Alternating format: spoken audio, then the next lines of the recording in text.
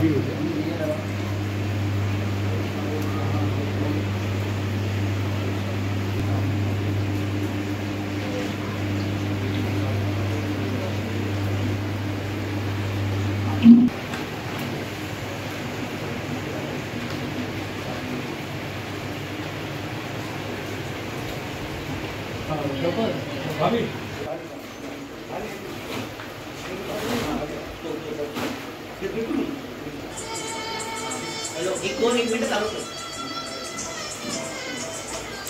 काय सांगता, तुमची काय?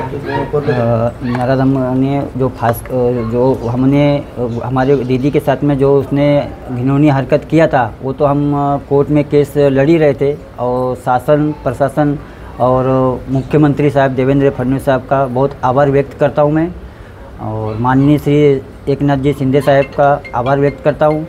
वैसे ही हमारे श्री श्रीकांत शिंदे खासदार साहब और परिवहन मंडल 3 के अतुल झंडे साहब की टीम और एसीपी घेटे साहब और कोलसेवाड़ी पुलिस स्टेशन गणेश नायदे, इन्होंने बहुत हमको सहकार किया, बहुत सपोर्ट किया और प्रशासन ने बहुत अच्छा काम किया। और ये इसको जो हुआ है इसके साथ में ऐसे ही और किसी की बेटी और किसी की लड़की हर एक, और ये सब भगवान का सब इसको दंड है, बाकी और किसी का दोषी नहीं, सब भगवान का दंडित है।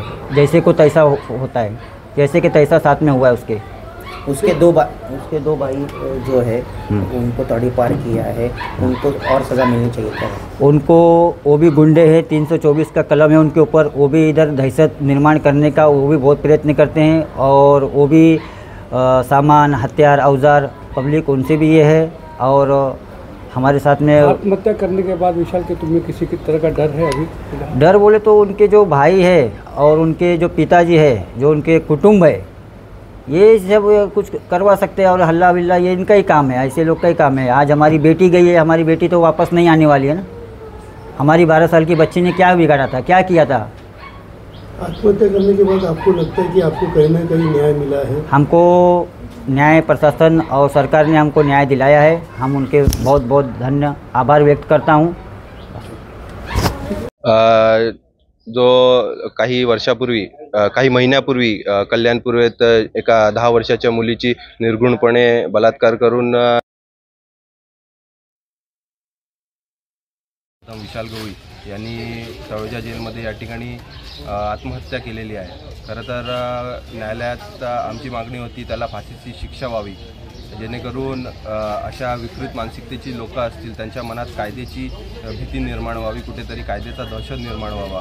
परंतु त्यांनी स्वतःहून आत्महत्या केलेली आहे। खरं तर हे हत्या आहे की आत्महत्या ते तपासाचा विषय आहे, परंतु आम्हाला न्याय मिळालेला आहे, त्याचा आम्हाला जास्त आनंद आहे। बहिणीने मला कॉल केला होता, कारण 7:30-7च्या आसपास कॉल केला। त्यांनी सांगितलं असं असं झालेलं आहे। मग त्याच्यानंतर मी माहिती घेतली थोडी, तर मला कळालं सकाळी बाथरूमला काढतात सगळ्या कायद्यांना बाहेर, त्यावेळेस त्यांनी काहीतरी केलेलं आहे। मग टॉवेलने आत्महत्या, टॉवेल गळ्याला बांधून आत्महत्या केली असं सांगितलं जातं आहे। खरं काय अजून कळणार नाही जोपर्यंत मी तिथे जात नाही। आता मी निघतोय तळोजा जेलला चाललो आहे। संशय आहे ना मला 100% संशय पोलीस यंत्रणेने मारलं आहे त्याला जेलात, कारण अक्षय शिंदेच्या बाबतीत पण असंच झालं होतं। आणि ती भीती होती म्हणून मी न्यायालयाला अर्ज पण दिला होता जेव्हा त्याची PC चालू होती, की अक्षय शिंदेसारखे ह्याला विशाल गवळीलाही मारतील, त्याच्यामुळे याला पोलीस प्रोटेक्शन वगैरे अजून काय एक्स्ट्रा ह्याच्या सुरक्षित जेवढं करता येईल तेवढं करावं म्हणून। पण त्या अर्जावर काही निर्णय झाला नाही, काय नाही। आणि आता जी भीती होती तीच झाली। या दरम्यान तुम्ही याचा विशाल गवळीशी भेटला, काय सांगितलं? विशाल गवळीशी मी भेटलो होतो मागच्या 20-25 दिवसाआधी भेटलो होतो, जेलला व्हिजिट घेतली त्याची। त्याच्यामध्ये त्यांनी सांगितलं होतं की मी काही केलं नाही, मी निर्दोष आहे, आणि खूप काय अशी माहिती दिली होती त्यांनी मला। आणि त्यांनीही मला सांगितलं होतं की मला इथे पण धोका आहे, पण तेव्हा मी सांगितलं त्याला की मी न्यायालयात अर्ज दिला आहे, त्याच्यामुळे तुला काय होणार नाही, काळजी नको करू, तू आता न्यायालयाच्या संरक्षणामध्ये। काय मागणी तुमची आता? मागणी आहे सर माझी, आता मी तिथे गेल्यानंतर मी बघेन काय झालं आहे काय नाही एक्झॅक्ट, आणि त्याच्यानंतर मग जे ह्याला सर्वस्वी जबाबदार जेल अथॉरिटीच आहे। ओके चला निघू। विशाल गवळी यांनी आत्महत्या केली आहे, आज प्रसार माध्यमाच्या माध्यमातून आम्हाला ही सकाळी बातमी समजली। खरं म्हणजे असं दुष्कर्म करणाऱ्या अशा जे अपराधी असतात त्यांना हे फाशी होणं क्रमप्राप्त आहे. पण आज त्यांनी स्वतःहून जेलमध्ये त्यांनी फाशी घेतलेली आहे. मला वाटतं हा त्या कुटुंबाला, त्या मुलीला जिच्यावर हा अतिप्रसंग झाला, तिला हा न्याय मिळाल्यासारखंच एक मला असं वाटतं.